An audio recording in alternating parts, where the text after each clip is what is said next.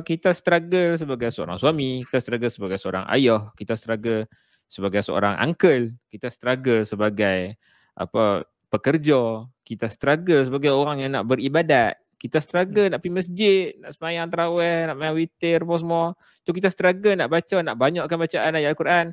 Hang tak rasa aku ulang perkataan struggle terlalu banyak tadi?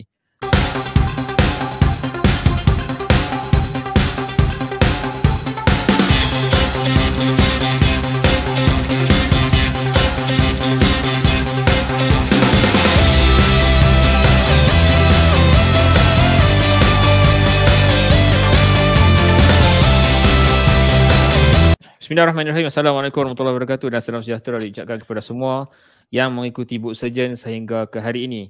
Perkenalkan, aku Pak Di. Aku Wan dan anda sedang menyaksikan podcast terpaling baca yang dibawakan khas oleh Book Surgeon. Ingat buku, ingat podcast terpaling baca, ingat Book Surgeon, analyze, scrutinize, criticize.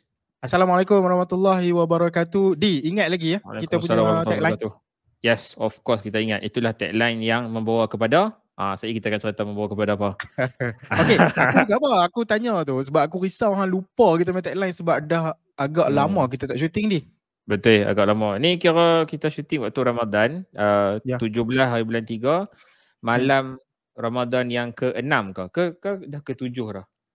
Ya, lain kali kalau nak pakai kurta, bagi tahu lah kat aku bertemakan Ramadan, so aku pun boleh pakai kurta juga. Ini random. Aku kita punya episod kali ni tidak ditaja oleh mana-mana. Maksud aku belum ditaja oleh mana-mana pihak. Okay, Di, sebelum kita nak teruskan Di, aku just nak bagi tahu sikit. First kali terima kasih banyak-banyak sebab hang mai ke rumah aku hari tu. Selepas kita ada siri perbincangan. Dan aku nak ucapkan terima kasih sebab masa kedatangan hang ke sini, hang telah tinggalkan kat aku ayak ni. Hang telah tinggalkan kat aku ayak ni. Kalau tak salah aku, ini adalah caramel macchiato keluaran Creek Coffee. Yes. Aku nak kata itu my favourite. Bila aku pergi dekat Creek Coffee, aku akan minum macchiato. Ya, sedap. Dan Creek Coffee ni juga adalah salah satu daripada produk Book Surgeon. Jadi kalau anda berminat untuk dapatkan ayak ni, anda boleh mengunjungi Creek Coffee yang berada di Taman Haji Muhammad Amin. Yes, Astaka Taman Haji Muhammad Amin, Pematang Pauh. Kota ilmu, kota sejuta wali dah. Bukan. Okay, aku just nak beritahu dan untuk pengetahuan semua, Creek Coffee juga mengeluarkan produk yang baru. Biasanya produk ni dia keluarkan pada bulan Ramadan saja. Kalau tak salah aku, produk ini diberi nama sebagai Terkejut Series. Yang mana ada 3 flavor utama, iaitu apple, pineapple dan juga blueberry. Okay. Ya, jadi kepada yang ingin mendapatkan Terkejut Series, tak tahulah lepas minum tu terkejut apa. Terkejut ke, terketak-ketak ke, tak tahu. Dan untuk anda dapatkan ayak caramel macchiato dalam bentuk botol ni, ataupun di kedai juga anda boleh dapatkan, anda boleh singgah ke Creek Coffee yang mana dia dibuka pada setiap pukul 9.30 malam sampai pukul 1 pagi. Tengah hari insyaAllah tak buka lah. Yalah, sepanjang Ramadan. Okay, next Dih. Okay. Aku rasa kita dah pernah cerita dah dekat episod yang sebelum ni, episod yang ke-8 di mana kita bercerita tentang Zulkarnain. Dalam episod tu kita dah habaq pasal kita pergi ke KL Podfest dan kita ada masuk satu pertandingan Pitch Your Pilot di KL Podfest 2024 di mana juri dia adalah Khairi Jamaluddin, Syahrir Hamdan dan juga seorang tu aku tak ingat nama dia, Syah daripada Media Prima ataupun Audio Plus punya orang besar.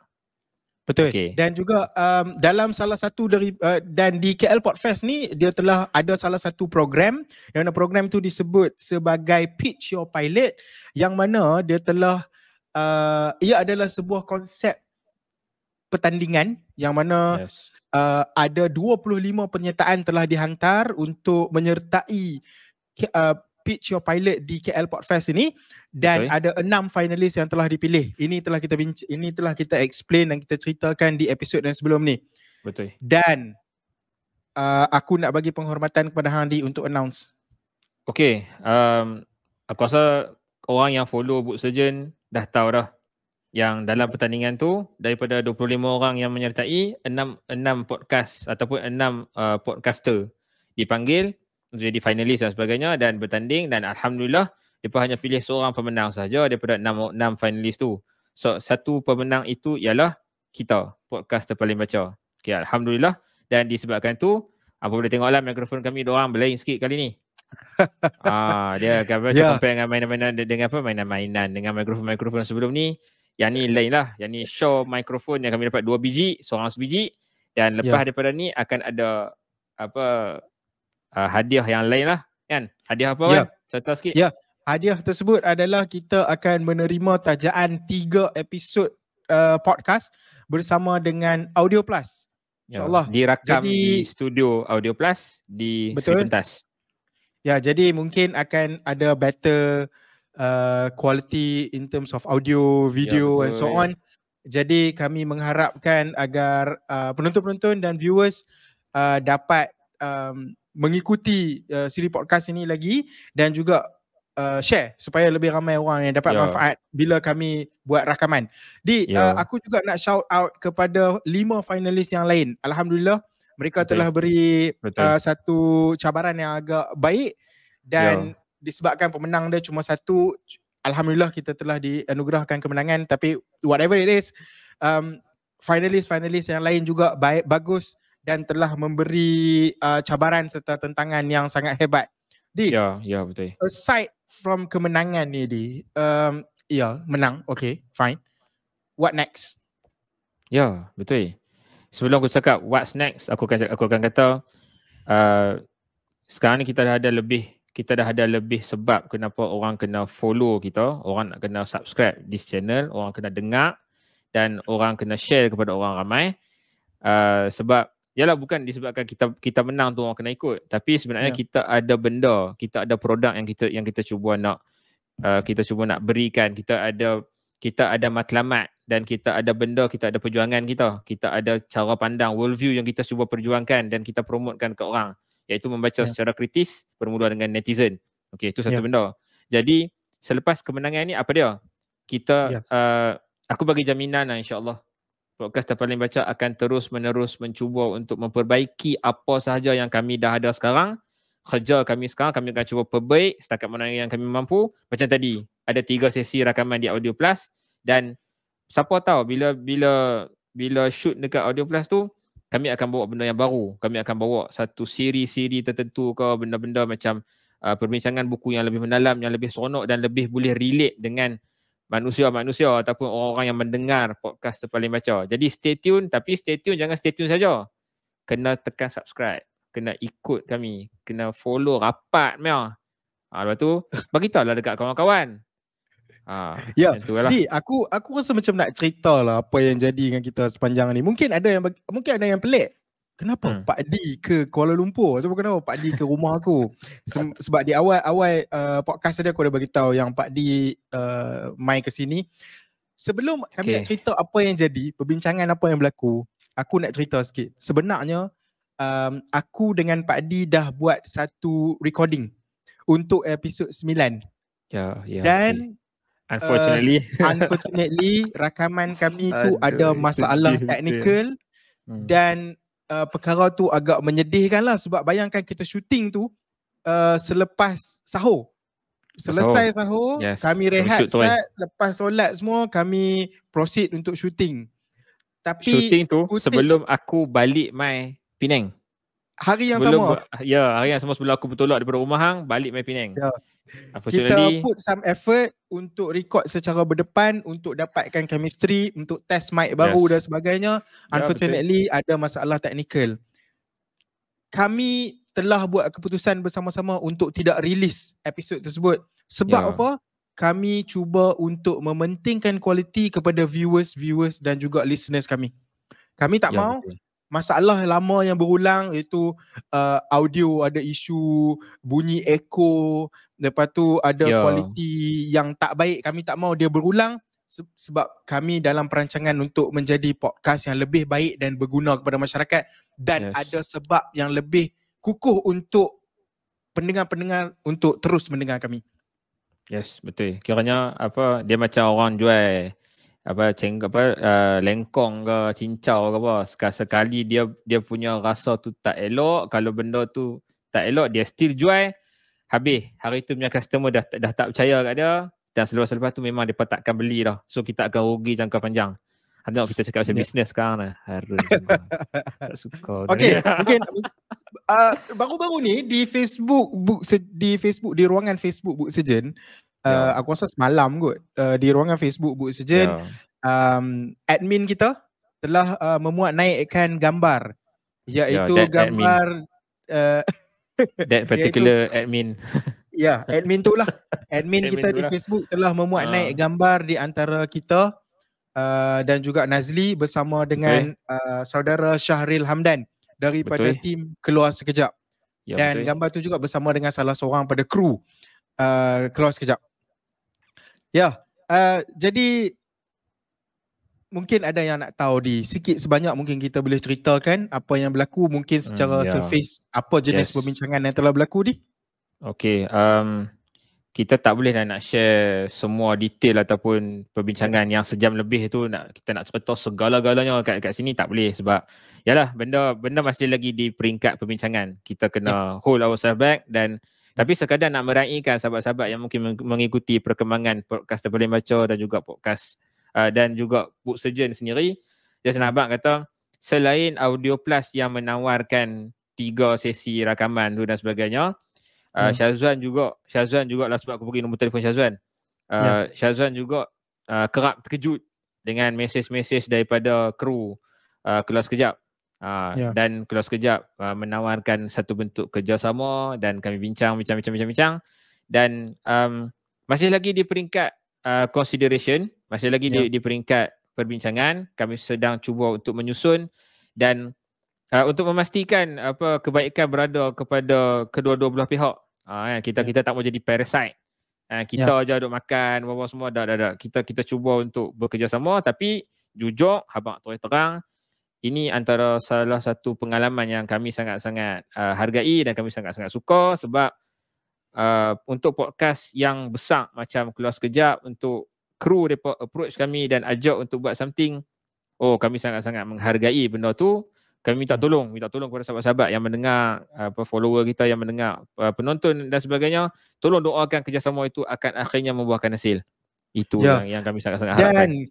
Dan kerjasama ini juga memerlukan sokongan viewers kami untuk menyebar luaskan lagi video ini, melebar luaskan lagi rakaman podcast kami, supaya lebih ramai orang yang dapat dengar podcast kami dan juga dapat beri sebarang komen, dapat kritik kami supaya kami dapat memperbaiki, terutamanya bukan saja memperbaiki daripada sudut kualiti video dan audio dan sebagainya, tapi kami juga memerlukan komen daripada kalian untuk kami memperbaiki konten kami supaya ia lebih dekat dan mungkin lebih sesuai untuk dibincangkan dalam kalangan masyarakat.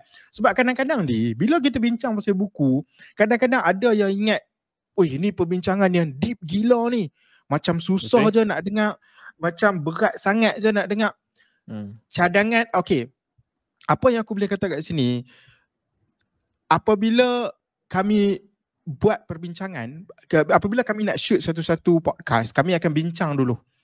Dan dalam perbincangan kami, tak ada sekali pun kami ada terfikir untuk shock sendiri dan konon nak tunjuk yang kami saja yang paling tahu pasal isu tu. Tak pernah langsung. Setiap kali kami buat perbincangan, kami akan kata kat sesama sendiri, kita cuba bayangkan podcast ini didengar oleh orang yang memang tak baca buku langsung.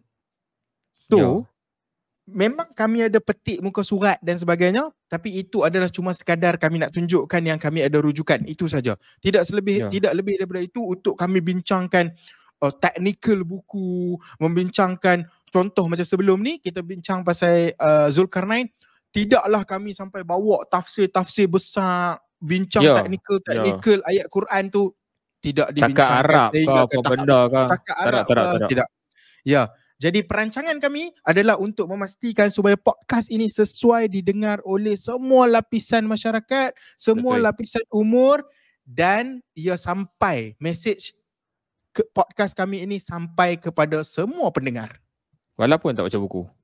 Walaupun tuan-tuan tak baca buku. Tapi kepada yang tak baca buku tu, mudah-mudahan bila dengar kami duk bincang apa semua ni, at least rasa macam, weh, macam mana dia betul benda tu lah. Aku rasa macam aku nak baca jugalah. Okay, start your journey. Itu yes. Kira kalau dapat setiap episod dapat seorang dua yang mula kata aku nak baca buku jugalah, aku nak jadi jugalah macam depa ni bersembang. Yes, itu kami sangat-sangat bersyukur. Serius terang cakap. Dan kita bukan main petik jadi. Kita bukan macam mana depa ni tahu? Dia bukan ilmu laduni main masuk dalam kepala otak macam tu saja. Dia bukan lena mimpi. Makin-makin tahu. Dah. Dia itu tidak berlaku sama sekali. Sebab apa?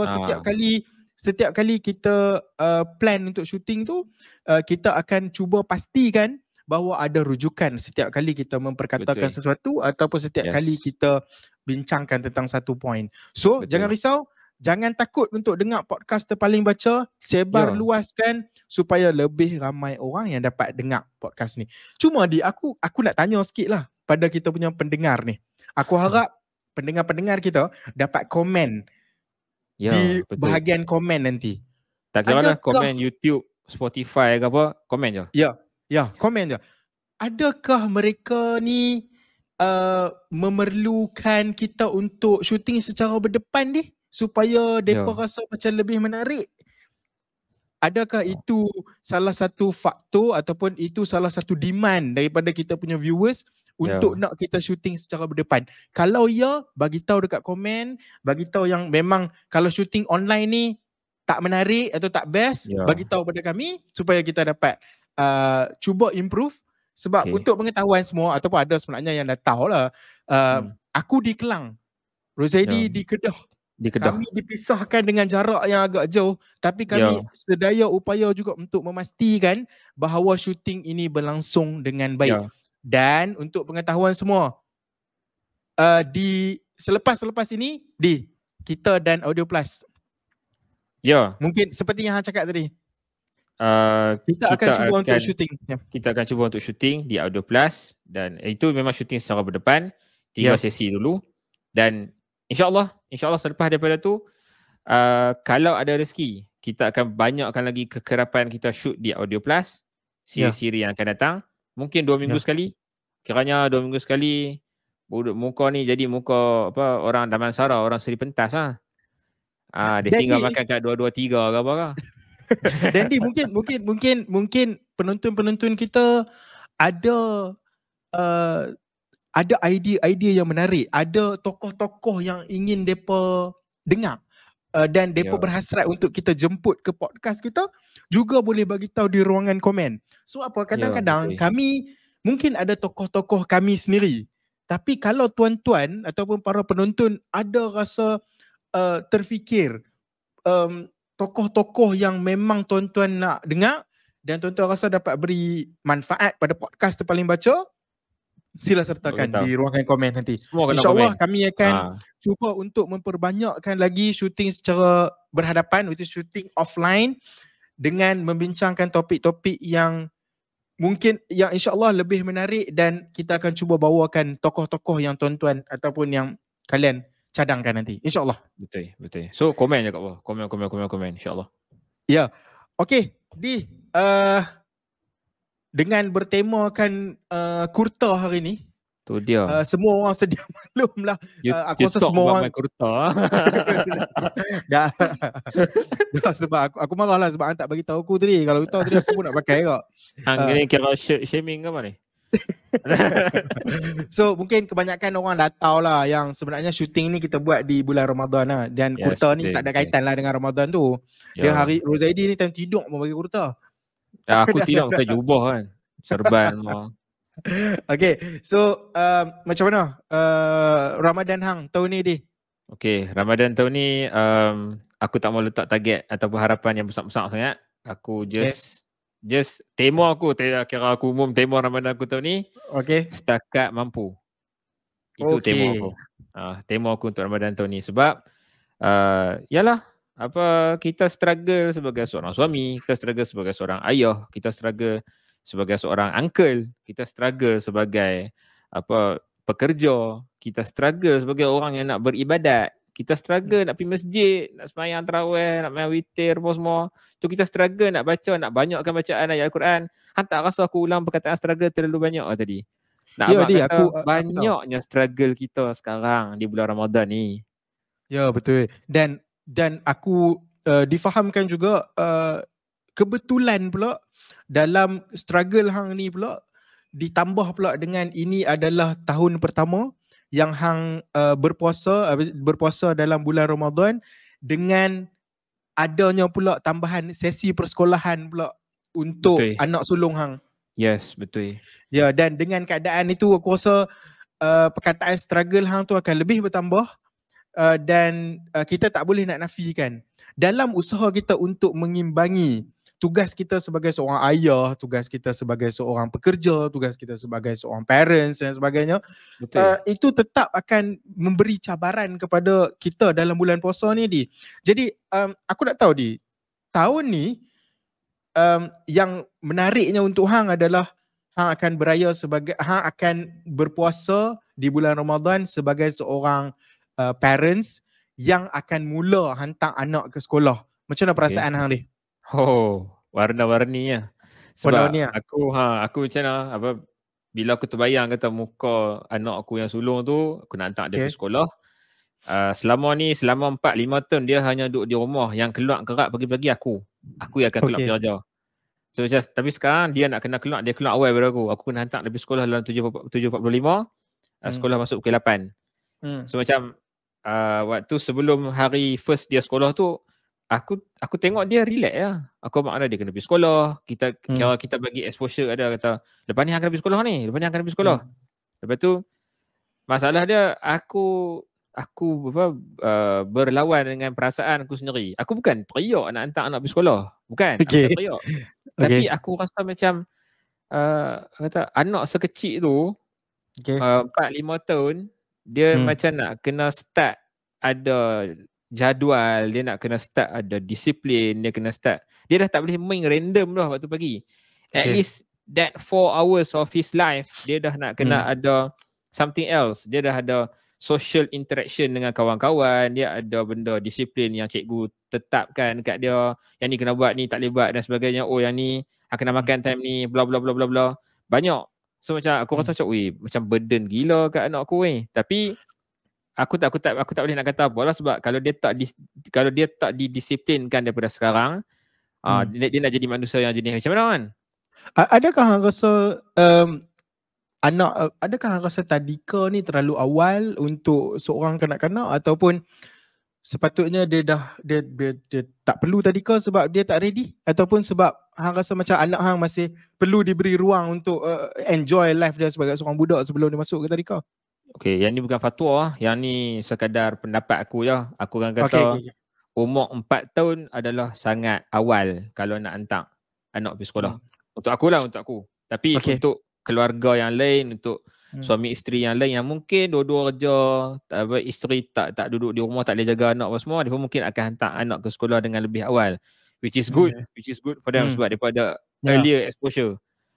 So macam tak ada masalah pun hantar awal ke lambat kan. So macam tak tahu lah, aku tak mau impose tau. Kadang-kadang kita ada perasaan kan waktu kita pergi sekolah. Kita ada satu perasaan kata, aku macam terkongkong dalam penjara apa semua kan.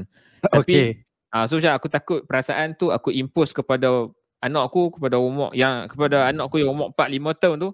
Dan aku rasa macam, aku tak payah hantar dia pergi sekolah lah, awal sangat, kecil sangat kan. Macam yang tu lah. Dia aku belum ada anak, tapi aku pun yalah dah berkahwin, cuma aku belum ada anak je. Tapi kelebihan aku adalah aku ada kawan-kawan yang ada ramai anak. So aku ada ramai kawan dan setiap seorang daripada pasangan-pasangan ni semua ada anak. Jadi kesemua ni aku ada pengalaman masing-masing lah. Jadi kalau aku kata tu semua anak aku, dia jadi anak Melayu, anak kita. Anak Melayu Cina, itu dia. Dia mulara. Teringat pula tu. Anak Cina, anak kita. Anak saya kan. Anak saya. So cuma untuk aku bila anak-anak ni kita hantar ke tadika, okeylah, kita tak mau cerita sekolah dan puasa lagi. Itu satu hal lain. Cuma bila anak-anak ni mula ke sekolah, prasekolah ni, tadika ni, dia akan satu aku rasa benda yang menarik adalah exposure yang pertama adalah kepada social life dia. Betul. Sebab apa, bila di rumah dia cuma kalau dia ada siblings, kalau dia ada adik-beradik, dia akan bercampur dengan adik-beradik dia akan luangkan masa dengan adik-beradik dia. Dan luangkan masa dengan adik-beradik, kadang-kadang kalau adik-adik dia tu mungkin umur dekat dengan dia, okey lah, itu pun tak tahulah berapa orang anak adik atau abang atau kakak yang dia ada. Cuma social life dengan adik-beradik ni berbeza. Berbanding dengan bila hantar pergi sekolah, dan sekolah tu contohnya tadika tu ada 10-15 orang, social life akan berbeza. Akan jumpa, kalau kat rumah hang semua adik-beradik lelaki, akan jumpa lelaki dan perempuan di tadika. Satu. Okay. Kalau kat rumah hang tak ada adik-beradik, hang pergi ke tadika, hang akan jumpa like 15 orang yang sama macam hang. Sama macam hang tu daripada sudut umur lah, sebaya umur. Ya. Bila hang ke tadika juga, hang akan jumpa 15 punya jenis perangai. Ini akan bantu hang untuk satu, mengawal emosi hang. Mengawal emosi ketika berhadapan dengan orang lain. Sebab kita tahu bila kita kat sekolah ataupun dekat tadika lah, macam ni kita bincang lah konteks tadika. Kita akan jumpa bermacam-macam jenis ragam. Yang ni satu ni mungkin dia introvert senyap sampai tak bercakap apa-apa. Yang ni pula mungkin jenis perangai dia apa-apa pun menangis. Lapar menangis, nak balik menangis, mak ayah hantar pun menangis. Jadi dia kira nak menangis je. Jadi sebagai kanak-kanak yang baru umur 4 tahun, 5 tahun, bila dia masuk ke tadika, untuk kita expect dia jadi pelajar cemerlang tahun 2024, itu agak besar lah dia. Sebab apa dia? Aku tengok untuk satu-satu budak tu dia nak capai dia punya tahap akademik yang lebih baik. Sebenarnya pembelajaran ni dah bermula daripada rumah dah. Dengan bermacam-macam apps, dengan bermacam-macam buku yang telah sedia dijual di pasaran.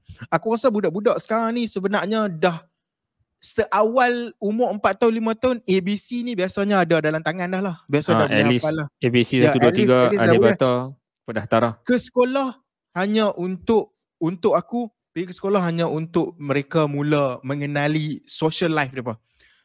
Social life, kenal orang lain, kenal yang ada manusia lain, belajar untuk menguruskan masalah, belajar untuk menguruskan diri sendiri. Sebab apabila hang kat sekolah, hang akan mula terdedah dengan, okey contoh, ada sebiji bola, hang ada 15 orang. Nak buat apa? Nak buat apa? Aku nak main, hang pun nak main. Kiranya hang ambil bola tu, hang nak kapok dekat hang nak lari. Hang nak main seorang. Tak boleh. Sekolah adalah tempat untuk berkongsi. Yes. Belajar nak berkongsi tu sangat penting. Dekat rumah, kalau hang tak ada siapa-siapa yang boleh kongsi, mungkin abang dan kakak hang umur dah 8 tahun, 9 tahun. Mungkin dia tak kisah pun pasal bola hang tu. Tapi bila hang berada di tadika yang umur semua sama dengan hang, pegang satu bola, semua orang terliok nak main. Walaupun seorang tu introvert gila, tapi dia dalam hati dia macam best lah tendang bola tu, walaupun bola tak best pun. Tapi budak-budak dia dipengaruhi oleh rakan sebaya dia akan ada rasa macam nak main. Satu benda lah pasal budak-budak, kita semua seorang. Kalau selagi mana tak ada orang luar main dalam rumah, mainan tu semua tak menarik. Once ada kawan lain main rumah, ada beradik-beradik ke, cousin ke main, dandan.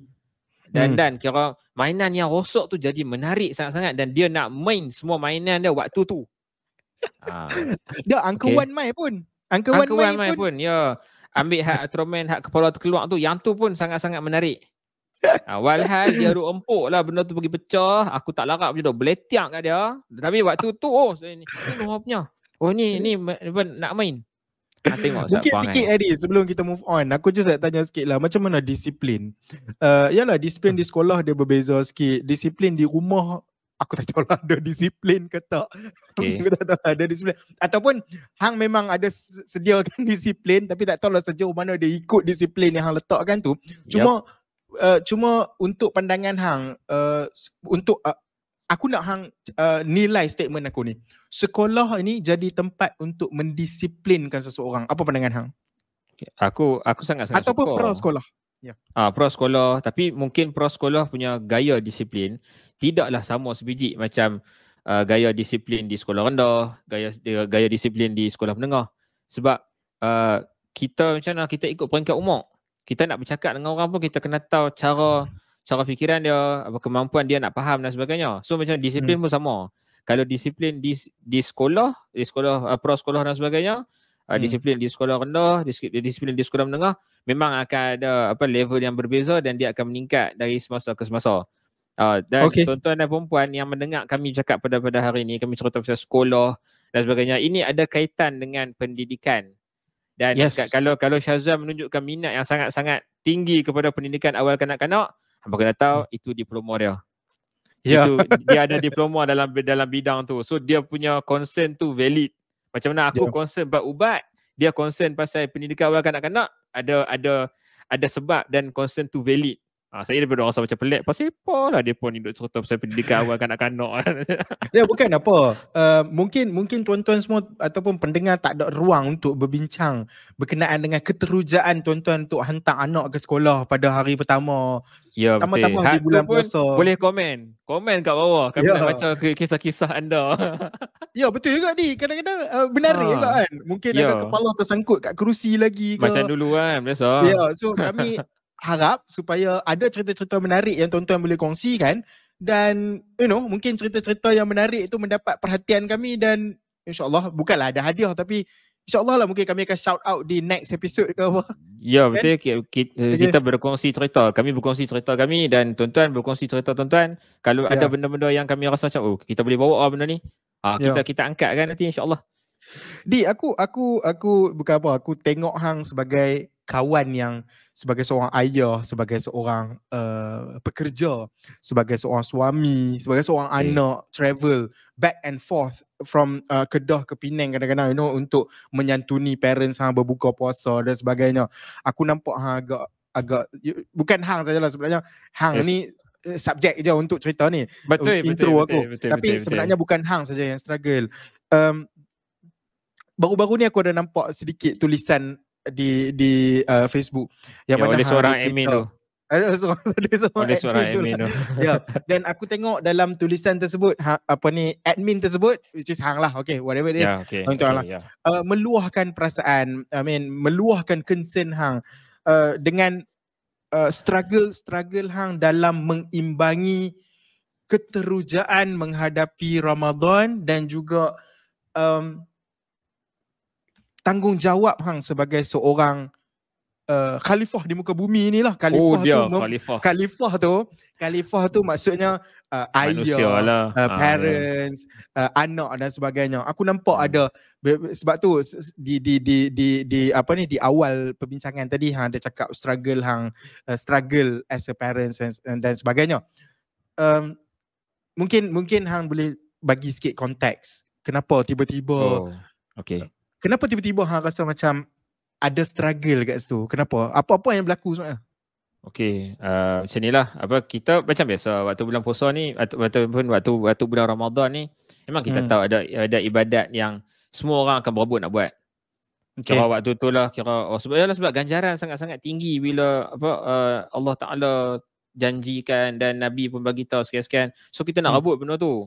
Ini adalah peluang yang terbaik untuk kita biasakan diri dengan ibadat. Jadi dalam keadaan tersebut, kita berhimpun di masjid, kita nak semayang apa semua, akan ada manusia-manusia yang berjiwa mulia sebenarnya. Mereka nak bagi galakkan untuk beribadat, teruskan ibadat macam ni sekian dan mereka meletakkan target-target tertentu dalam ibadat mereka. Ini tak ada masalah. Bagi aku tak ada masalah. Cuma yang trigger aku adalah galakkan tu diberikan pada pandangan aku ini pendapat aku dengar galakkan tu diberikan dalam keadaan tidak meraihkan kepelbagaian tanggungjawab yang ada dalam situ, dalam konteks tu. Maksudnya kita berhimpun di masjid, ada orang yang kerja, ada orang yang pencen, ada muda, ada tua, ada budak-budak, ada anak, ada yang masih ada mak bapak lagi. Yang ada yang dah tak ada mak bapak, ada yang pencen duduk relax, ada yang memang AJK masjid, ada yang memang imam situ, Bilal, Siak, apa semua kat situ. Jadi galakan yang diberikan tu dia sepatutnya galakan yang bagi aku lah ringan. Aku selalu pegang dengan benda ni, aku kata kalau nak syadid kat diri sendiri. Kalau Tapi nak aku nak syadid, challenge hang sikit lah. Ya, sila. Boleh. Okay lah, okay. Aku nak challenge hang sikit lah. Dia okay. Dia galakkan orang untuk beribadat dalam bulan puasa. Kita tahu dalam bulan puasa ni amalan itu pahalanya dia lipat kali ganda. Betul. So apa Setuju. masalah hang sebenarnya? Kenapa hang adakah hang cuba nak stop depa dengan hang nak kata okay, tanggungjawab ni dia memang akan sentiasa mai tau. Tak kira lah bulan puasa ke, tak kira lah bukan bulan puasa ke, raya ke, tanggungjawab sebagai seorang parents, anak, suami itu sentiasa ada. Okay. Dia takkan ke mana. Tak dibezakan dengan bulan apa sekalipun. Betul. Tapi come on, takkanlah disebabkan dia tanggungjawab tu akan sentiasa mai dan itu tak sepatutnya untuk sekat seseorang tu ataupun mengurangkan semangat seseorang tu untuk terus beribadat kepada Allah Subhanahu Wa Taala, terutama je dalam bulan puasa ni. So hang bitter ke ataupun hang bitter ke dengan pak cik yang mengajak kepada kebaikan tadi tu? Aku akan kata aku tak bitter. Tak bitter, tapi aku berharap galakan tu dia lebih lunak dan dia lebih meraihkan. Okey, contoh dengar aku akan bagi contoh dua galakan. Dua versi galakan. Yang pertama, aku akan kata ayuh tuan-tuan, kita bersemangat setiap malam kita tarawih 20 rakaat dan 3 witir bersama dengan imam, kita habiskan. Kita tinggalkan urusan-urusan dunia yang takkan berkesudahan. Kita terus mengimarahkan bulan Ramadan dengan semua ibadat, iktikaf dan sebagainya. Okey, tu galakan yang pertama. Galakan yang kedua, okey ya. Ayuh tuan-tuan, kita sama-sama merebut peluang untuk beribadat dalam bulan Ramadan yang mulia ni, Ramadan Al-Mubarak ni, tapi pada kadar kita takat mana kita mampu.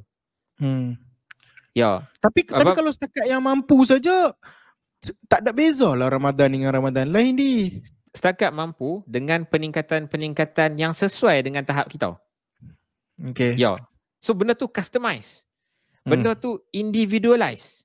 Okay. Jadi kalau contoh, contohlah kita bagi contoh dekat situ. Kalau contohnya yang mai tu kebanyakan dia adalah yang tak hafal Quran.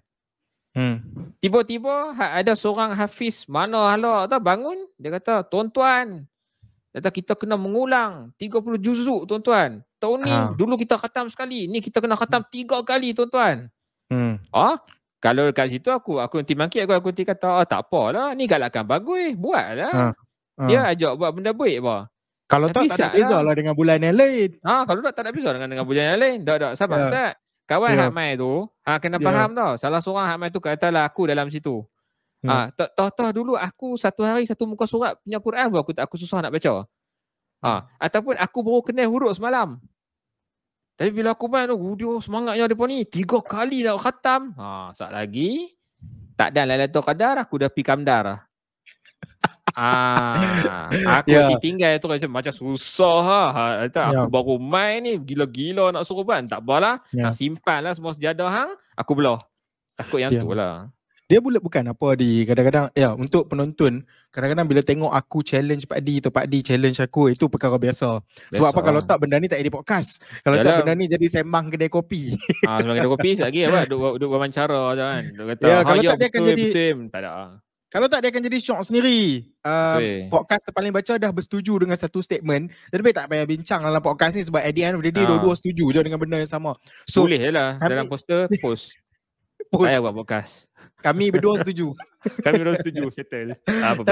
Tapi kami di Book Sejen ni, ataupun kami di podcast Terpaling Baca ni, salah satu pada kami akan sentiasa challenge each other supaya perbincangan tu akan nampak lebih menarik, supaya aku ataupun Pak D akan berbicara ataupun bagi hujah selain daripada apa yang kami rasakan sepatutnya. Sebab apa? Kalau tak, perbincangan akan jadi satu perbincangan yang satu arah je. Tak ada siapa yang challenge each other. So aku faham lah sebab apa kadang-kadang ada yang kata kadang-kadang memang kita telah diperkenalkan ataupun kita ni aku tak mau kata dimomokkan tak baik ya. Kita telah diperkenalkan bahawa bulan Ramadan ni adalah sebagai bulan tarbiyah. So bulan tarbiyah yang sepatutnya mendidik jiwa kita dan sebagainya lah. Ini telah diperkenalkan. Produk bulan Ramadan ni telah diperkenalkan kepada kita since pada kita sekolah sampai sekarang. Kita tahu bulan ni bulan yang dilipat kali gandakan dan sebagainya. Tapi dalam kegairahan kita untuk melakukan amalan dan aku nak stop kat situ. Aku just nak beritahu kami kat Book Surgeon tak halang orang buat amalan tau.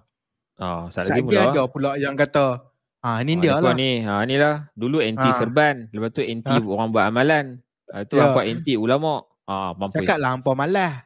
Abang lah hampa tak mau buat, sudahlah. Ya. Okey, aku nak stop kat situ dulu. Kami di podcast Paling Baca tak halang orang nak buat amalan. No, kita tak buat macam tu. Tapi hari ini perbincangan ni berlaku disebabkan dilema-dilema yang kami hadapi sebagai seorang yang bukan hanya sekadar hidup untuk fokus kepada amalan itu saja. Maksudnya kami ada tanggungjawab lain lagi. Dan suara kami ini adalah suara orang lain juga yang ada bermacam-macam tanggungjawab. Sebab apa? Nanti hampa akan kata, awak YB tu tak biasa main semayang tarawih pun. Tiba-tiba, YB tu busy sangat kot. Hampa nak judge dia. Ni contoh lah YB kat kawasan hampa lah. Padahal mungkin sebenarnya dia dah tak ada masa lain, tapi mungkin itulah satu-satu tarawih ni satu-satu masa dia yang dia dapat bertarawih atau beribadat dengan keluarga dia kat rumah. Boleh jadi. Bukan tanggungjawab dia dengan rakyat saja. Mungkin waktu tarawih tu dan bulan puasa ni mungkin dia tak banyak sangat kerja dan sebagainya. Tanggungjawab kat luar pun tak banyak sangat. Jadi itulah satu-satunya waktu ataupun waktu yang panjang sikit 2-3 jam lepas berbuka puasa dengan keluarga dia dapat beribadat dengan keluarga dia bersama-sama berjemaah berbanding dengan bulan-bulan lain, bulan-bulan yang biasa. So the point is bila kita nak buat galakan, kita kena ataupun kita nak ajak orang ramai-ramai untuk buat sesuatu, kita kena bercakap ataupun kita kena bercakap sebagai bukan dengan melihat daripada satu sudut saja. Kita kena tengok sudut-sudut yang lain lagi. We need to read the room. Yes. Read the room, read the crowd semua. Sebab contohnya Hang kan. Macam contohnya Hang. Hang kerja ada shift. Betul? Oh yes. Ada time Hang kerja pagi, ada time Hang kerja petang, ada time Hang kerja malam. Kerja aku memang betul aku 9-5 contoh. Aku kerja 9-5. Okay. Lepas tu dekat situ pun dah cukup dah membezakan kita dorang ni berbeza kat situ. Ya. Lepas tu agak-agak aku punya suggestion kata kat Hang. Contoh Hang kerja petang itu. Kerja petang balik pukul 10-11 contohlah. Okay. Lepas tu aku kata, ni apa ni? Duduk kat rumah buat apa? Habis surau lah. Tarawih. Sebulan ni bulan ni saja nak buat tarawih 20. Buat apa? Kita sama-sama tahu kita bukan duk rajin maghrib tahajud. Sekarang lah masa dia bla. Dok lah. Tanpa aku faham kata hang kerja shift. Petang hang masuk kerja, hang balik malam. Kena hang kerja malam lah. Yang tu lagi sakit. Esok pagi baru esok pagi baru hang nak habis shift. Dengan waktu tu lah kerja bertambah kau kita pun tak tahu. Macam mana kalau aku kata kat hang? Aku kerja malam dan aku ada lepas tu aku pula ada lebih banyak masa lah untuk maybe solat tahajud dan sebagainya. Lepas tu aku judge hang. Aku kata ni bangunlah pagi solat tahajud. Hang dah tidur lama padahal hang esok kerja pagi pukul 7. Aku kerja pagi pukul 7. Aku tak apalah tak tidur malam tu sebab aku kerja, jadi aku boleh ada ruang untuk nampak tak? Itulah point hang tadi. Itulah point hang tadi, itu buat setakat yang mampu. Yes, betul. Bila benda tu kena kat kita start nak explain. Taklah, aku ada anak lah. Anakku dia jenis teriak sampai tengah malam. Macam mana aku nak makin tahajud? Nampak? Okay, we are the best lawyers when it comes to defending ourselves. Okay, we are the best prosecutor when it comes to judging people. This is the problem. Ini masalah dia. So bila kita nak cakap, betul. Aku tak sekali lagi aku nak cakap, aku tak pandang serong kepada orang yang nak menggalakkan orang untuk berbuat ibadat. Tak ada masalah, go ahead. Itu bagus. Nabi pun bagi galakkan, okey buat sekian, macam-macam. Tapi tolong baca konteks. Tolong baca keadaan orang tu. Dan nak bagi galakkan umum yang bersifat 20.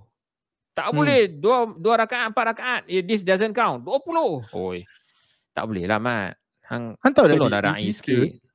Di Twitter ni, kita ada lah. macam bukanlah gaduh, tapi dekat Twitter ni biasa kan ada pempengaruh Twitter.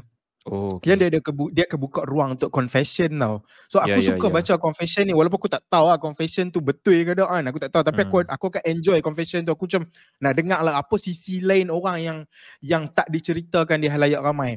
Ada satu isteri tau. Dalam ni dia gambarkan dia sebagai seorang isteri lah. So dia bagi tahu lah, lepas berbuka dia penat nak handle anak dia. Dia letih nak handle anak dia sebab aku tak tahulah, mungkin siang suami dia kerja, malam dia handle mungkin dia dah jaga anak dia daripada pagi atau sebagainya kan. So konteks dia aku tak tahu sebab nama pun confession, jadi dia tak cerita detail. Okay, saya apa tanya aku pula, hang dah tanya aku belum orang tu. Relax. No, aku tak boleh nak cerita benda tu sebab ni cuma confession. So dia bagi tahu suami minta izin nak ke masjid untuk tarawih. Even aku tak sihat. Maksudnya confessor ni seorang isteri, dia kata dia tak sihat, tapi suami dia nak pi juga. Lepas tu suami dia kata kat dia, kenapa halang dia solat? Dia cakap macam tu. Dia kata, dosa ke aku minta suami jaga aku dan anak? Lepas tarawih, dia ke mamak pula. Kedai mamak. Okay. Banyak benda nak kena ulas banyak benda lah nak kena ulas. Yang pertama, mamak tu memang habis lah. Aku cakap, mamak. Okay, brother, kepada puan ni yang buat luahan ni.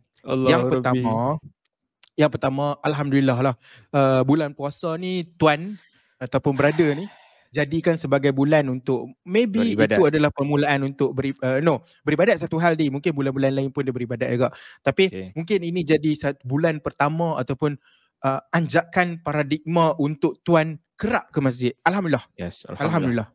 Okey, tapi tuan, satu benda yang kita nak cakap adalah galakkan ke masjid ni bukan hanya di bulan Ramadan saja. Satu. Betul. Dan galakkan ke masjid ni bukan saja hanya pada solat tarawih tau tuan. Ya. Ada 4-5 waktu lagi tu ada. Ada lagi 4-5 waktu lain yang tuan juga ataupun kita semua ni digalakkan juga ke masjid. Jadi bukan isteri tu melarang ataupun menghalang dia untuk buat ibadat. Go ahead. Tak ada, mana ada isteri yang ada kat muka bumi Tuhan ni yang kata kat suami dia jangan beribadat. Mana ada? Kalau ada, pelik kalau ada kena bawa lah mai jumpa. Walaupun aku agak berbeza sikit, aku macam tak setuju isteri tu duk confess sebagai apa duk. Itu side lah. Dia mungkin dah tak ada tempat lain dah nak cerita, dia kena cerita kat situ juga kan. Aku tak selesa dengan trend-trend macam ni lah. This will sound politically incorrect, mampu ya. Aku tak setuju sangat lah yang duk confess sebagai, tapi regardless you already confess. Okay, you already confess kan. Okay. But tak, ya Allah tuan, suami tu janganlah sampai kata bini hang menghalang hang semayang. Bukan. Ataupun mungkinlah kot biar suami tu tak kata pun menghalang semayang. Dia tak cakap benda tu literally menghalang semayang apa semua. Dia macam apa hang hidup kat negara lain ke? Kat negara yang semayang haram. Dah bukan.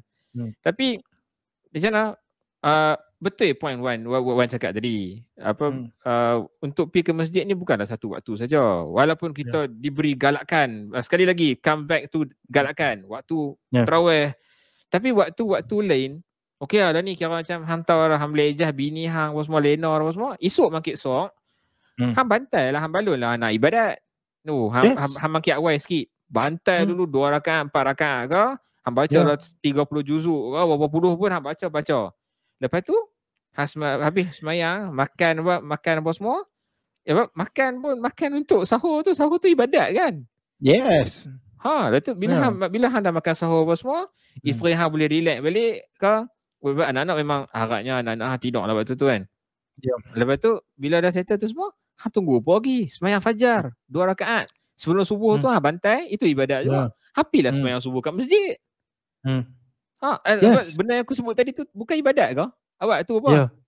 Pergi clubbing. Bukan. Hampir masjid semayang. Cuma iyalah sesuaikan dengan keadaan. Mungkin hang tak boleh nak tarawih bersama dengan imam. Hang tak boleh nak buat witir sekali dengan imam. Walaupun ada hadis yang menggalakkan. Nak buat macam mana bro? Ini dunia. Kita ada lebih kurang dan sebagainya. Ada benda nak kena tolerate. Tolonglah. Aku tak tahu. Inilah kenapa kami bincangkan di sini hari ni. Kenapa dia dijadikan sebagai ini kenapa hang tulis hari tu di Facebook. Sebab apa? Dalam kita faham kegairahan kita semua untuk beribadat kepada Allah Subhanahu Wa Taala dengan which is good dengan lebih kuat, terutama ketika di dalam bulan puasa.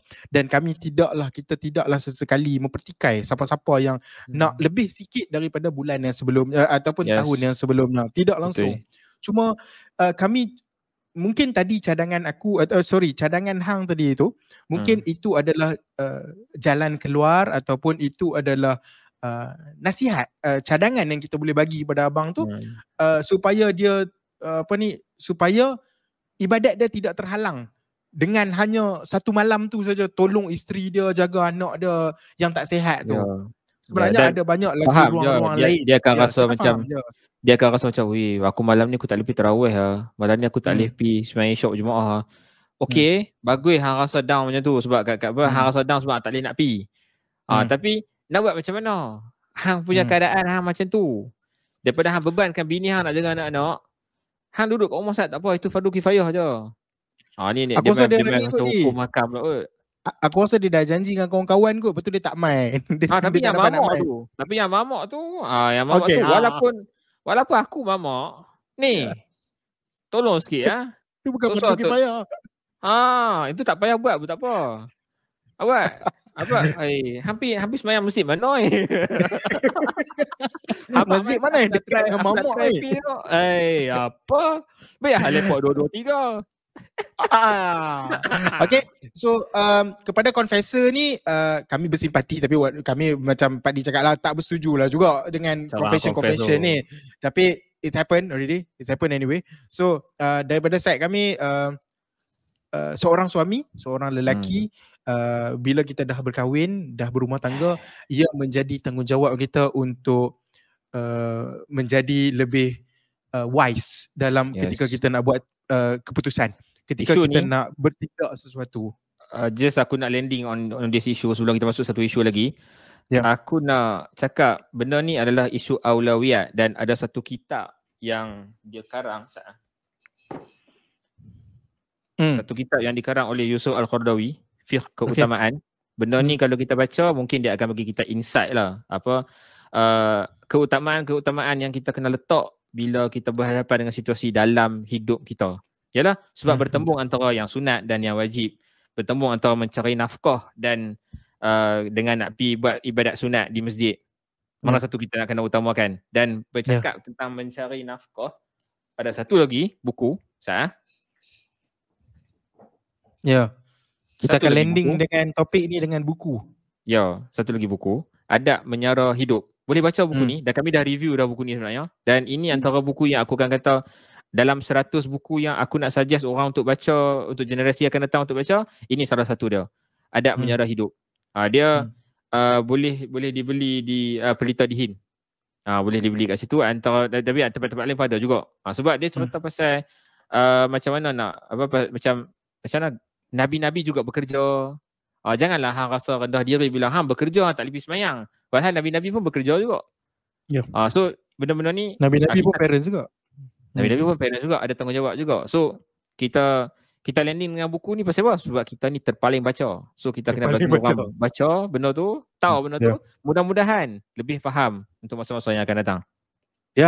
Jadi kita move on dulu dengan topik ni. Kami harap anak-anak di luar, suami-suami, husband di luar lebih wise, lebih berjimat brother. Lebih Berjimat, bro. berhati-hati, lebih Pesanan raya ke apa? apa ni? Lebih bertolak ansur ketika membuat betul. sebarang keputusan supaya kepuasan itu memang susah untuk dicapai oleh semua, tapi kita cuba untuk menjadi yang terbaik insya-Allah. Lagi sekali aku nak bagi tahu kepada pendengar-pendengar kita yang berada di sekitar Permatang Pauh. Di sekitar Permatang Pauh boleh singgah ke Creek Coffee. Okey, kerana Creek Coffee sekarang dibuka setiap pukul 9.30 malam hingga 1 pagi. 9.30 malam hingga 1 pagi. Yang mana mungkin siang rakan-rakan penggemar kopi kita ni dia tak sempat nak minum kopi. Bukan tak sempat, tak boleh bukan tak sempat tau. Tak boleh nak minum kopi, tapi insya-Allah tuan-tuan boleh dapatkan kopi ini berbanding dengan kopi itu yang kita boykot tu. So tuan-tuan boleh dapatkan kopi ini dan membantu kalian melepaskan ketagihan kopi. InsyaAllah dia dijual dengan harga, sorry aku tak ingat harga dia ni. Satu botol RM15. RM15. Boleh lah tapi tuan-tuan tapi sebenarnya owner. boleh minum juga kat sana. Boleh je beli yang cawan-cawan standard kan. Dan juga aku boleh kata rasai rasa dia maintain lah. Dan juga boleh rasai sendiri kelainan series terkejut. Dinamakan series terkejut dan dikeluarkan oleh Creek Coffee. Kalau perlukan location, insyaAllah nanti kita akan letak di ruangan caption. InsyaAllah. Okay. Okay Di, nak break? No. Tak, straight je. Okay.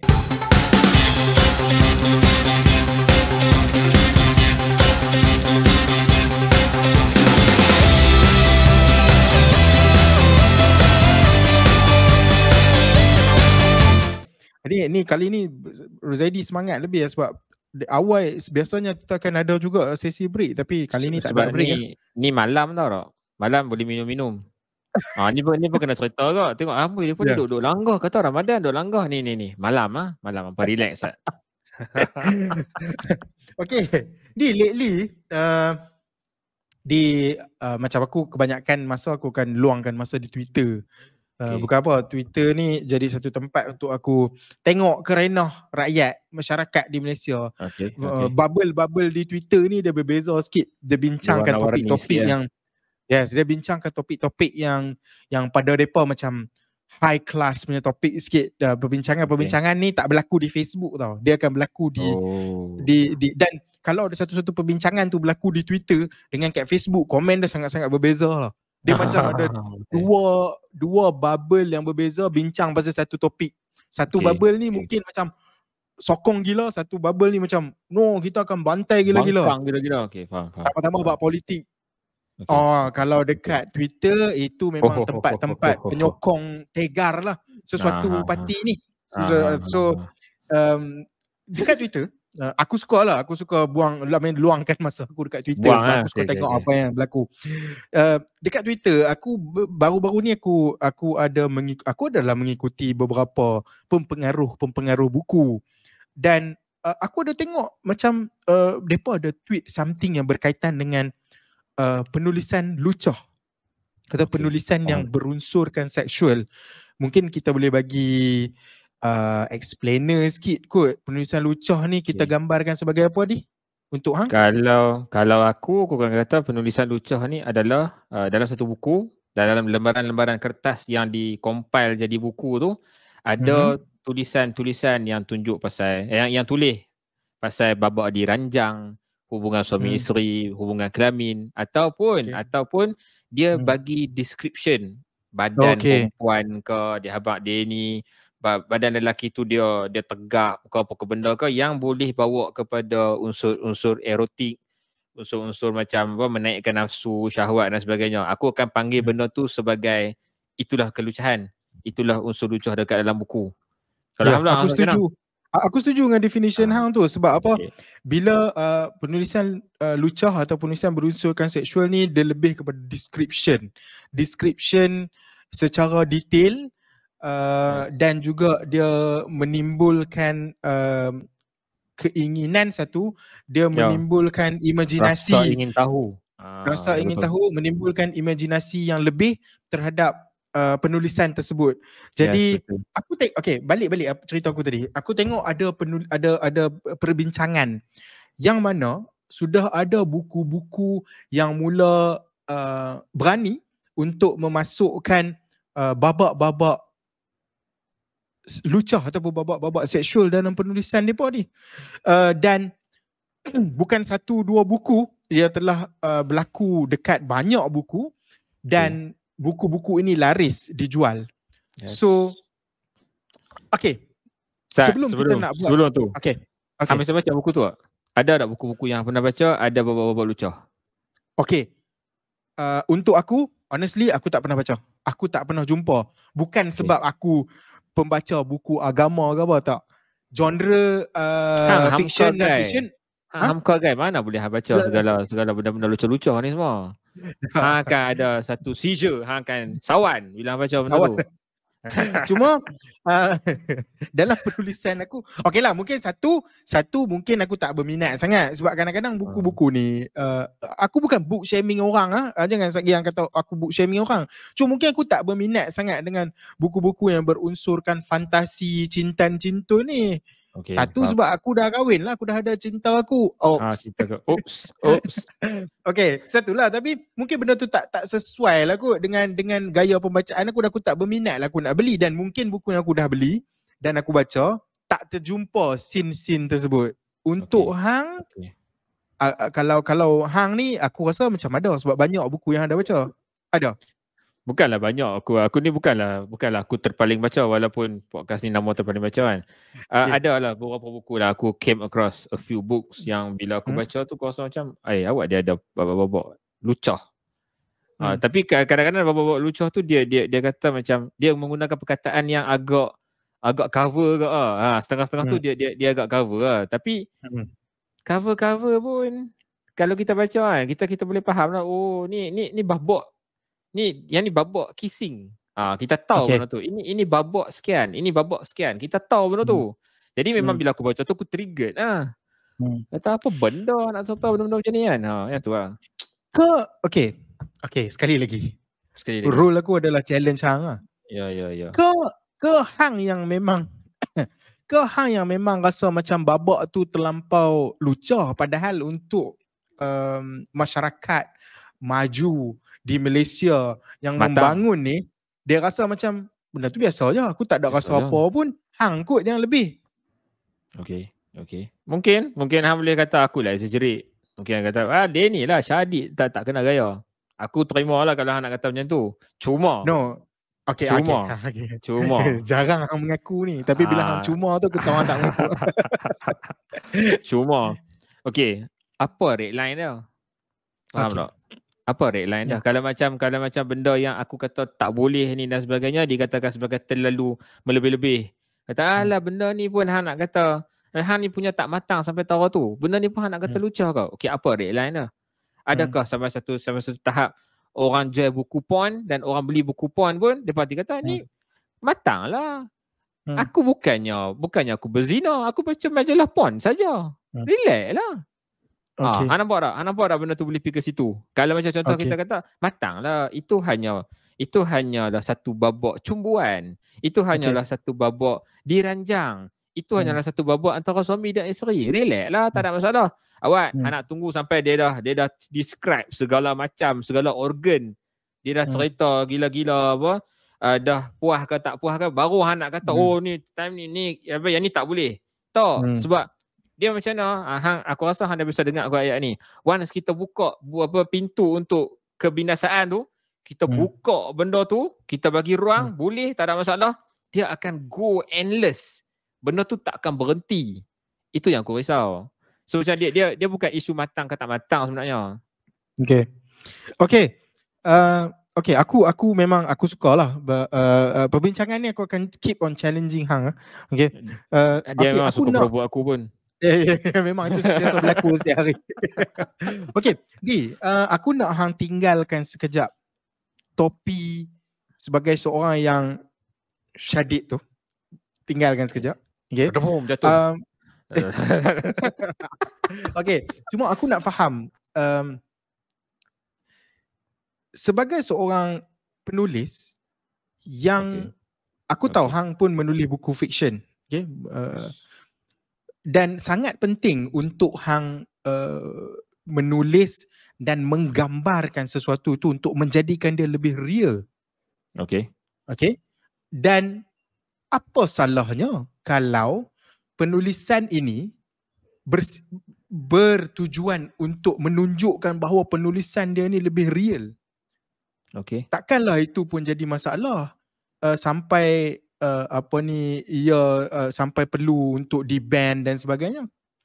Dalam kekreatifan penulis, aku harap perkataan yang aku guna ni betul lah.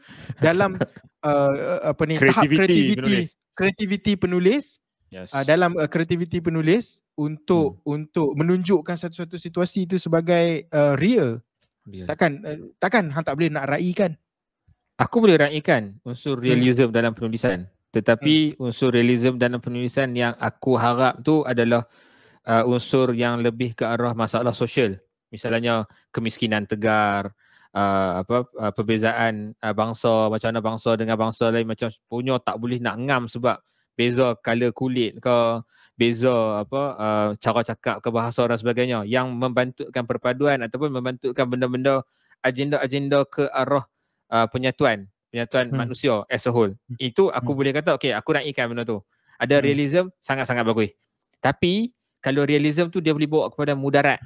Dia bawa kepada mudarat yang ialah menceritakan tentang kelucahan dan sebagainya. Bagi aku is a disservice to books. Bila satu-satu buku yang kita kata ada manfaat, kita nak share manfaat tu dengan orang ramai, dicemari dengan unsur-unsur lucah, tapi dia guna alasan benda ni nak kena bagi real lah, barulah orang minat nak baca. Kita tak maulah tulis buku yang dia ni dalam utopia. Kita naklah describe benda tu sebagai terjadi. Aku bagi real experience lah. Macam contoh kan, antara buku yang aku pernah review dan aku kata ada babak lucah adalah buku ni, The Unsung Hero. Okay, aku pernah review dan aku pernah kritik dah. Adalah video-video dulu. Dan buku yang terbaru yang aku kritik iaitu A Sea Gypsy Odyssey, tulisan Tunku Badlishah. So aku kata dua-dua buku ni bukanlah dia 24 jam lucah. Tak ada lah daripada muka surat 1 sampai muka surat 398 tu semua kira babak ranjang. Tak ada dah. Tapi aku kata babak-babak ranjang yang diletakkan dekat dalam buku-buku macam ni akan membantutkan pembacaan dan akan seolah-olah macam dia jadi macam mana, dia macam dia cancel manfaat tu tau. Sebab yalah, kira orang dah fokus dekat manfaat. Okay, benda ni info bagus ni. Tiba-tiba ada. Aku tak maulah industri buku di Malaysia ni jadi macam anime yang ada fan service. Yang ada unsur yang tu sikit, dia kira babak fighting, fight, tiba-tiba pum ada sikit. Macam itu pun the reason why aku stop tengok anime. Aku jadi macam pedia lah, cerita jalan cerita cukup bagus, menarik. Tiba-tiba ada babak tu tutup tu suruh tengok. Aku sebenarnya kan, aku cuba nak menyelami hati penulis. Yang pertama, aku bukan penulis, hang penulis dia. Aku bukan penulis. Jadi aku curious gila lah. Ketika memasukkan babak-babak lucah ni, apa dalam kepala otak dia apa dalam kepala kenapa aku akan kalau aku penulis, kenapa aku akan masukkan babak-babak lucah ini? Aku nak tanya pendapat hang sebagai penulis, tapi sebelum tu aku akan cuba bagi tahu dululah kalau aku menulis sekarang, kenapa aku akan masukkan babak tu. Aku akan letakkan semua topi yang ada dalam kepala otak aku ke tepi. Topi yang aku ada sekarang adalah topi seorang penulis yang nak menulis dan meraihkan kreativiti aku. Kalau aku akan tulis buku dan aku akan gunakan nanti dia kata aku seronok pula tulis buku lucah. Bukan, aku tengah nak cuba menyelami pemikiran penulis ni. Penulis yang menggunakan babak-babak lucah ni. Kalau aku rasa aku lebih kepada nak tonjolkan sisi-sisi realism tu kot. Aku rasa aku nak tunjukkan bahawa kreativiti aku yang aku ada ni dapat aku salurkan dapat aku curahkan dalam penulisan aku supaya pembaca aku akan rasa lagi feel. Dia akan rasa macam, oh buku ni lagi dekat dengan hati aku. So aku akan tulis dengan detail supaya pembaca dapat enjoy pembacaan tu secara menyeluruh. Aku rasa itu je lah kot yang ada dalam otak aku. Aku tak berniat pun, aku rasa tak terlintas lah dalam kepala otak aku untuk merosakkan pembaca-pembaca aku dengan dengan tulisan-tulisan lucah ni. Kalau hang sebagai penulis, kenapa hang rasa macam hang akan masukkan babak lucah dalam pembacaan hang? Aku nak selami hati penulis ni yang real. As easy as orang nak, ada demand. Dan buku-buku yang macam ni selling like hotcakes. Banyak orang nak baca. Ada anak-anak yang nak baca dan mereka tahu, wah buku ni dia kata best, beli. Sekali mak bapak yang tak baca sangat, tiba-tiba kira anak-anak bawa balik buku tu, tak apalah dia baca novel, tak ada apa lah. Oh ni tulis pun Melayu, takkanlah Melayu nak bubuh benda-benda ni dekat dalam buku novel. Lepas tu jadi merepek. Macam maksud aku kata benda tu ada demand. Sebab ada demand dan benda tu sellable, benda tu boleh jual. So kita include, penulis akan include. Mungkinlah disebabkan tu. Walaupun sebenarnya kita kena imbangkan antara kita nak menjual dan kita menulis sebagai tanggungjawab sosial. Benda tu kena imbangkan sangat-sangat dan janganlah sampai bagi lingkup orang. Okay. Cakap pasal red line yang hang cakap tadi. Apa red line dia? Hang cakap tadi. Dalam nak meraihkan kreativiti penulis, dalam meraihkan demand para pembaca yang ada kat sini. Aku faham setiap penulis dia ada pengikut dia sendiri. Untuk aku red line aku boleh cadangkan sebab aku bukan penulis. Aku tak tahu feel dia macam mana bila hang menulis. Naik share ke, dia rasa macam makin rancak nak tulis, makin rancak nak bagi tahu. Aku tak ada feeling tu. Aku bukan penulis. Aku tak boleh nak bagi cadangan macam mana. Tapi yang tu tak apa, nanti hang boleh bagi apa pandangan hang sebagai seorang penulis. Bagi aku, red line dia adalah di samping anda penulis meraihkan kreativiti anda, penting juga anda meraihkan kreativiti anda untuk mengeluarkan aksi-aksi lucah ini dalam tulisan anda. Apa yang aku nak cakap adalah, faham hang kreatif gila untuk describe babak-babak lucah ni dalam tulisan hang, tapi aku harap hang pun kreatif juga untuk cari jalan keluar daripada untuk terus masuk ke dalam babak-babak lucah ni. Sebab apa di? Bila cakap pasal tulisan-tulisan kreatif, imajinasi ni kan, aku suka gila lah baca. Setakat sekarang aku ada dua buku aksi yang aku baca. Buku aksi yang pertama sekali aku baca dan aku struggle gila sebab aku rasa susah gila nak imagine adalah buku Zimam. Tulisan hang sendiri. Yes. Bukan sebab bukan sebab hang tak pandai describe buku tu tau. Bukan sebab hang tak pandai describe pertarungan dalam buku tu tau. Sebab dalam buku ni ada scene fight tau. Untuk pengetahuan penulis lah. Betul, ada. Tapi itu antara buku pertama aku. Itu yang pertama sekali lah. Itu antara buku pertama aku bila aku mula membaca buku kembali. Sebelum ni baca buku komik dan sebagainya. Jadi aku akan macam try hard gila nak imagine. Lepas ni dia ni tumbuk sini, dia ni tendang sini, untuk aku memang sangat-sangat menagih kreativiti penulis untuk describe dengan sebaik mungkin supaya aku akan lebih faham macam mana pertarungan tu berlaku. Dan membawa kepada scene-scene yang lain. Yang kedua, buku yang berbentuk imajinasi yang aku baca adalah buku Nirnama. Dan dalam Nirnama pun ada buku, ada juga scene-scene pergaduhan. Dan alhamdulillah, selepas latihan aku membaca buku Zimam, aku boleh sedikit sebanyak faham lah scene pergaduhan Nirnama dengan karakter-karakter yang ada dalam watak tersebut. So untuk aku aku rasa lah untuk aku red line yang dia boleh letak adalah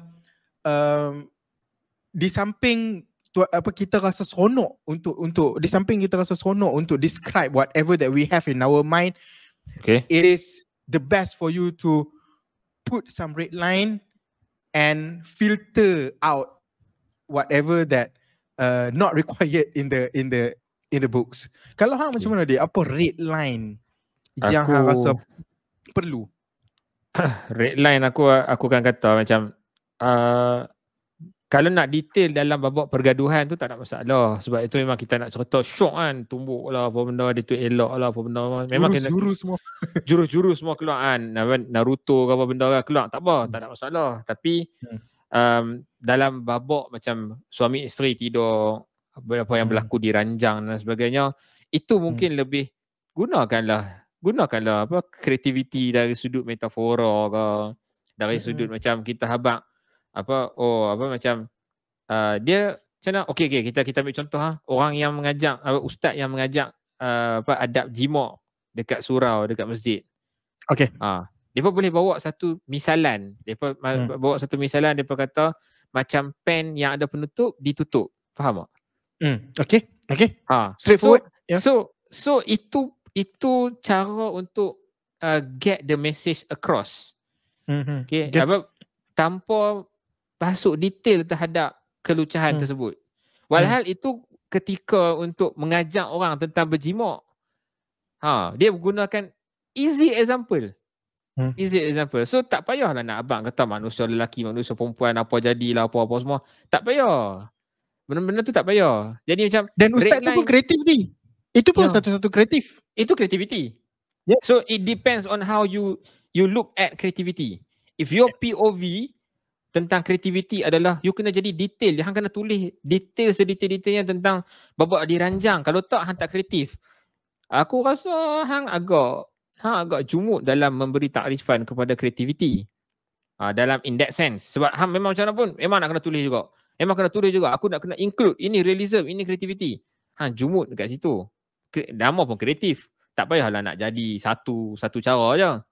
Tapi pada masa yang sama aku kata aku tak payah mengajak orang yang buat filem ataupun orang yang menulis buku cara mereka nak cerita benda tu. Aku just kata better tak payah spell it out. Tak payah habang apa jadilah yang ni naik turun ke apa. Tak payah cerita benda-benda tu semua. Sebab apa nilai tambah? Melainkan buatkan orang gairah. Yang tu je. Ya. Aku rasa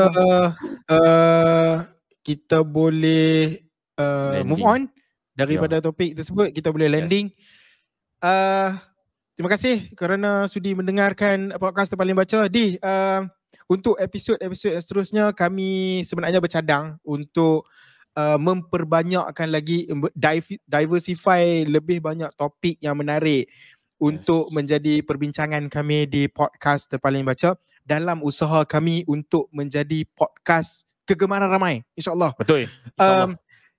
Kalau kita bawakan topik-topik yang berunsur biografi, kita nak tahu juga kita nak tanya juga kepada kita punya penonton-penonton di luar sana yang mendengarkan kami, tokoh-tokoh apa yang anda semua ingin dengar? Ya, bagi tahu kami dekat ruang komen.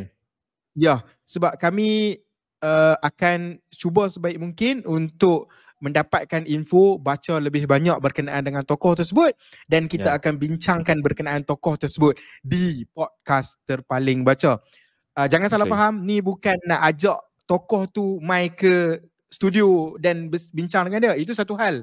Itu cadangan lain. Itu pun kami terima juga. Kalau tuan-tuan ataupun para pendengar kami ada cadangan yang rasa macam panggillah tokoh ni untuk kami semua ataupun pendengar-pendengar lebih kenal tokoh tersebut, itu pun salah satu pada cadangan yang baik. Name it, kami akan cuba sebaik mungkin untuk bawakan tokoh-tokoh tersebut. Tapi apa yang kami cuba cakap ni adalah kami bercadang untuk memperluaskan lagi perbincangan kami di podcast Terpaling Baca, bukan saja hanya pada buku, tetapi berkenaan dengan tokoh, dan sumber utama untuk kami mengenali tokoh tersebut adalah melalui buku. Ya, aku rasa as easy as that. Jelas kot. Okay. Kita boleh wrap up? Yes. You good? Okay. We good. Okay, jangan lupa dapatkan ni di Creek Coffee. Yes, betul. Ingat buku. Ingat podcast terpaling baca. Ingat buku surgeon. Analyze. Scrutinize. Criticize. Assalamualaikum. Assalamualaikum warahmatullahi wabarakatuh.